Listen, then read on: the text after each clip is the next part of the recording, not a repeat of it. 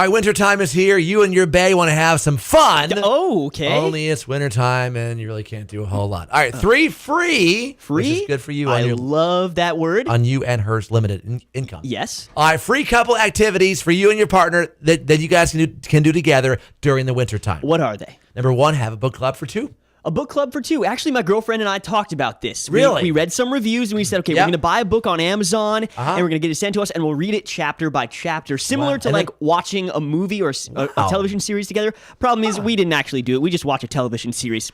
Do a skills share. A skills share? Let's You'll have to say explain. you're a handy guy. Okay. And she's good at cooking.